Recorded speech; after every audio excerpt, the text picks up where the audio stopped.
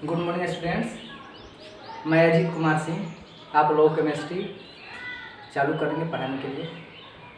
पाठ पहला हो जाएगा रासायनिक अभिक्रियाएं एवं समीकरण, जिसमें सबसे पहले हम लोग आज इंट्रोडक्शन करेंगे साइंस के बारे में। साइंस क्या है?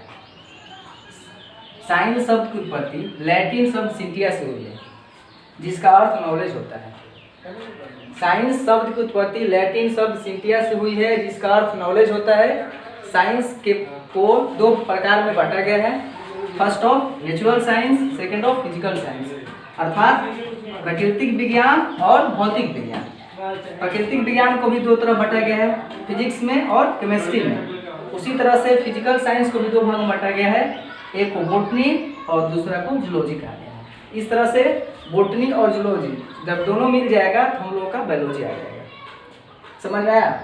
इसके बाद हम लोग चालू करेंगे रासायनिक अभिक्रियाएं एवं समीकरण। हम लोग स्टार्ट करेंगे पहला चैप्टर केमिस्ट्री का, रासायनिक अभिक्रियाएं एवं समीकरण, केमिकल रिएक्शंस एंड इक्वेशंस। इसमें सबसे पहले चर्चा करेंगे कि रासायनिक अभिक्रिया क्या है और रासायनिक अभिक्रिया की विशेषताएं क्या है। सबसे पहले हम स्टार्ट करेंगे रासायनिक अभिक्रिया क्या है। रासायनिक अभिक्रिया क्या है? रासायनिक अभिक्रिया क्या है? जब कोई अकेला दो या दो से अधिक पदार्थ आपस में अभिक्रिया करते हैं तो एक नए पदार्थ का निर्माण होता है, जिसे रासायनिक अभिक्रिया कहते हैं। जब कोई अकेले दो या दो से अधिक पदार्थ आपस में अभिक्रिया करते हैं तो एक नए पदार्थ का निर्माण होता है, जिसे रासायनिक अभिक्रिया कहते हैं। जैसे calcium oxide plus carbon dioxide अभिक्रिया किया तो कैल्शियम कार्बोनेट बना। तो दो पदार्थ हैं, कैल्शियम ऑक्साइड और दूसरा है कार्बन डाइऑक्साइड, दोनों अभिक्रिया किया तो कैल्शियम कार्बोनेट बना। तो परिभाषा क्या हुआ कि जब कोई अकेला दो या दो से अधिक पदार्थ आपस में अभिक्रिया करते हैं तो एक नए पदार्थ का निर्माण होता है, जिसे रासायनिक अभिक्रिया कहते हैं। रासायनिक अभिक्रिया में बायां पक्ष और दायां पक्ष दो पक्ष होते हैं, एक बायां पक्ष होता है और दूसरा दायां पक्ष होता है। रासायनिक अभिक्रिया में बायां पक्ष को अभिकारक, रासायनिक अभिक्रिया में बायां पक्ष को अभिकारक और दायां पक्ष को उत्पाद कहा जाता है। रासायनिक अभिक्रिया में बायां पक्ष को अभिकारक और दायां पक्ष को उत्पाद कहा जाता है, जिसका अंग्रेजी अभिकारक का अंग्रेजी रिएक्टेंट, उत्पाद का प्रोडक्ट। अब होगा कि रासायनिक अभिक्रिया में जो अभिकारक है इसकी क्या डिफिनेशन हो सकती है और उत्पाद की क्या डिफिनेशन हो सकती है। तो रासायनिक अभिक्रिया में जो भाग लेता है उसे अभिकारक कहते हैं, और रासायनिक अभिक्रिया में भाग लेने से जो नया पदार्थ बनता है उसे उत्पाद कहते हैं। रासायनिक अभिक्रिया में जो भाग लेता है वो अभिकारक कहलाता है, और रासायनिक अभिक्रिया में भाग लेने से जो नया पदार्थ बनता है उसे हम उत्पाद कहते हैं। इसके बाद रासायनिक अभिक्रिया में एक आता है अगला चीज, जिसका नाम है उत्प्रेरक। उत्प्रेरक क्या है? जिसको अंग्रेजी बोलते हैं कैटेलिस्ट। उत्प्रेरक क्या है? रासायनिक अभिक्रिया में बाहर से मिलाया गया एक ऐसा पदार्थ जिसके मिलाने से रासायनिक अभिक्रिया की गति या तो तीव्र हो जाती है या मंद हो जाती है। रासायनिक अभिक्रिया में बाहर से मिलाया गया ऐसा पदार्थ जिसके मिलाने से अभिक्रिया की गति या तो तीव्र हो जाएगी या तो मंद हो जाएगी, ऐसे पदार्थ को उत्प्रेरक कहा जाता है। और इसको हमेशा तीर के चिन्ह के ऊपर दर्शाया जाता है। जैसे मान लीजिए इसी को लिखना है कैल्शियम कार्बोनेट और कार्बन डाइऑक्साइड, यहाँ लिख दिया मैंने, तीर का चिन्ह दिया, उस तीर के चिन्ह के ऊपर मैंने लिख दिया गर्म। तो ये गर्म करने पर क्या हो गया, इसको यही बोलते हैं हीट। तो ये हो गया उत्प्रेरक, और इससे अभिक्रिया बना कैल्शियम कार्बोनेट। इस तरह से उत्प्रेरक किसे कहेंगे? तो रासायनिक अभिक्रिया में जो भाग लेता है, रासायनिक अभिक्रिया में जो भाग लेता है वो तो अभिकारक हो गया, रासायनिक अभिक्रिया में भाग लेने से जो बनता है वो उत्पाद हो गया, और रासायनिक अभिक्रिया में जिसके भाग लेने से अभिक्रिया की गति या तो तीव्र हो जाती है या मंद हो जाती है उसे उत्प्रेरक कहते हैं। इसके बाद हम लोग चलेंगे कि रासायनिक अभिक्रिया की क्या क्या विशेषताएं होती है। रासायनिक अभिक्रिया की क्या क्या विशेषताएं हैं। तो पहला रासायनिक अभिक्रिया की विशेषताएं हैं कि रासायनिक अभिक्रिया होने से उस अभिक्रिया की अवस्था में परिवर्तन हो जाता है।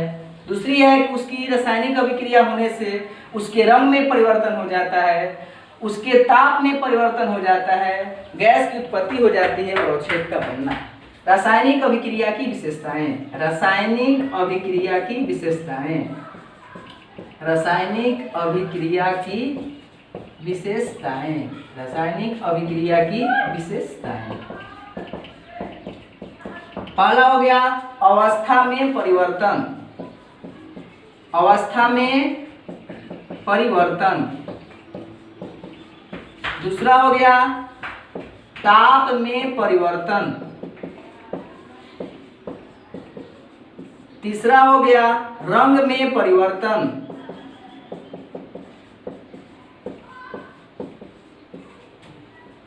चौथा हो गया गैस की उत्पत्ति। और पांचवा हो गया अवक्षेप का बनना, अवक्षेप का बनना, अवक्षेप का बनना। रासायनिक अभिक्रिया विशेषताएं हो गई अवस्था में परिवर्तन, ताप में परिवर्तन, रंग में परिवर्तन, गैस की उत्पत्ति, अवक्षेप का बनना। इसके बाद होगा रासायनिक अभिक्रिया लिखने, रासायनिक अभिक्रिया के क्या क्या प्रकार हैं। तीसरा हेडिंग होगा रासायनिक अभिक्रिया के कौन कौन से प्रकार है। तो पहला हो जाएगा हम लोग का प्रकार संयोजन अभिक्रिया या संश्लेषण अभिक्रिया। रासायनिक अभिक्रिया के प्रकार, रासायनिक अभिक्रिया के प्रकार, रासायनिक अभिक्रिया के प्रकार। पहला हो गया संयोजन या संश्लेषण अभिक्रिया, संयोजन या संश्लेषण अभिक्रिया, संयोजन या संश्लेषण अभिक्रिया। जब दो या दो से अधिक अभिकारक, जब दो या दो से अधिक अभिकारक आपस में अभिक्रिया करते हैं तो एक नए उत्पाद का निर्माण होता है। जब कोई दो या दो से अधिक अभिकारक आपस में अभिक्रिया करते हैं तो एक नए उत्पाद का निर्माण होता है जिसे संयोजन या संश्लेषण अभिक्रिया कहते हैं। संयोजन का मतलब ही होता है आपस में मिलना। जब कोई दो या दो से अधिक अभिकारक, जब दो अभिकारक आपस में अभिक्रिया किया तो एक उत्पाद बनाया, इसको हम लोग बोलेंगे संयोजन या संश्लेषण अभिक्रिया। इसके बाद दूसरा नंबर पाता है वियोजन या अपघटन अभिक्रिया, वियोजन या अपघटन अभिक्रिया, वियोजन या अपघटन अभिक्रिया। वियोजन या अपघटन अभिक्रिया किसे कहेंगे? जब कोई एकल उत्पाद, जब कोई एकल उत्पाद किसी उत्प्रेरक की उपस्थिति में, जब कोई एकल उत्पाद किसी उत्प्रेरक की उपस्थिति में अभिक्रिया करता है तो दो या दो से अधिक अभिकारकों में विभक्त हो जाता है, जिसे वियोजन या अपघटन अभिक्रिया कहते हैं। जब कोई एकल उत्पाद किसी उत्प्रेरक की उपस्थिति में दो या दो से अधिक अभिकारकों में विभक्त हो जाता है उसे वियोजन या अपघटन अभिक्रिया कहते हैं। यहाँ एक एनसीईआरटी का क्वेश्चन बनता है, सबसे पहला क्वेश्चन कि वियोजन अभिक्रिया संयोजन अभिक्रिया के विपरीत क्यों होती है। एनसीईआरटी का क्वेश्चन है वियोजन अभिक्रिया संयोजन अभिक्रिया के विपरीत क्यों होती है, एक उदाहरण के द्वारा समझाएं। तो यहाँ से हम लोग चलेंगे, इस दोनों की परिभाषा देखेंगे। वियोजन अभिक्रिया में क्या हो रहा है कि एकल उत्पाद जो है दो या दो से अधिक अभिकारक में टूट जा रहा है। ठीक इसके विपरीत संयोजन अभिक्रिया में दो अभिकारक आपस में अभिक्रिया करके एकल उत्पाद का निर्माण कर रहा है। तो लिखेंगे इसका आंसर, लिखेंगे चूंकि वियोजन अभिक्रिया में एकल उत्पाद किसी उत्प्रेरक की उपस्थिति में अभिक्रिया करके दो या दो से अधिक अभिकारकों में विभक्त हो जाता है। ठीक इसके विपरीत संयोजन अभिक्रिया में दो या दो से अधिक अभिकारक आपस में अभिक्रिया करके एकल उत्पाद का निर्माण कर लेता है। इसीलिए वियोजन अभिक्रिया संयोजन अभिक्रिया के विपरीत होती है। क्यों होती है? चूंकि वियोजन अभिक्रिया में क्या हो रहा है, एकल उत्पाद जो है दो या दो से अधिक अभिकारक में विभक्त हो जा रहा है। ठीक इसके विपरीत संयोजन अभिक्रिया में दो या दो से अधिक अभिकारक आपस में अभिक्रिया करके एकल उत्पाद का निर्माण कर दे रहा है, इसीलिए वियोजन अभिक्रिया संयोजन अभिक्रिया के विपरीत होती है। फिर एक बार फिर से सुनेंगे आंसर इसका। वियोजन अभिक्रिया में एकल उत्पाद किसी उत्प्रेरक की उपस्थिति में दो या दो से अधिक अभिकारकों में विभक्त हो जाता है। ठीक इसके विपरीत संयोजन अभिक्रिया में दो अभिकारक आपस में अभिक्रिया करके एकल उत्पाद का निर्माण कर लेता है, इसीलिए वियोजन अभिक्रिया संयोजन अभिक्रिया के विपरीत होती है।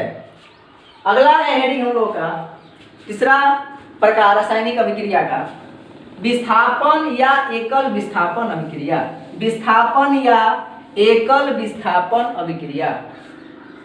विस्थापन या एकल विस्थापन अभिक्रिया। विस्थापन या एकल विस्थापन अभिक्रिया। विस्थापन या एकल विस्थापन अभिक्रिया।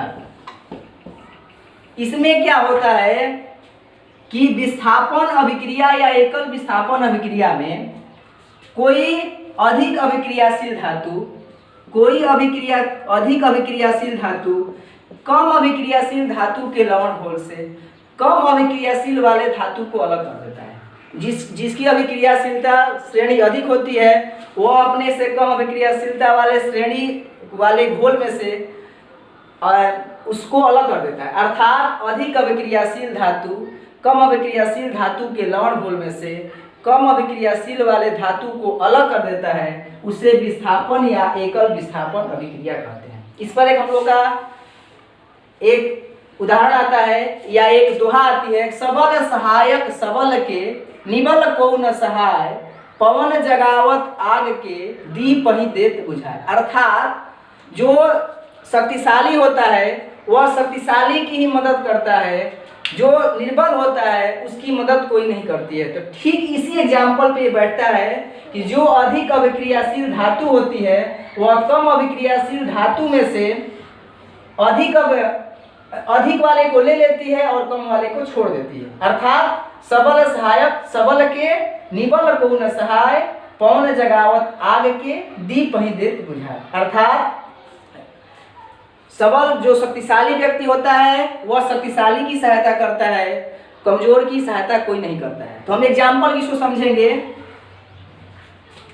लोहा जो है आयरन जिसको बोलते हैं, कॉपर सल्फेट से अभिक्रिया किया तो क्या किया कि कॉपर को विस्थापित कर दिया, यानी कॉपर को अलग कर दिया। एक विस्थापन अभिक्रिया में क्या है, यहाँ पर आयरन है और कॉपर सल्फेट है।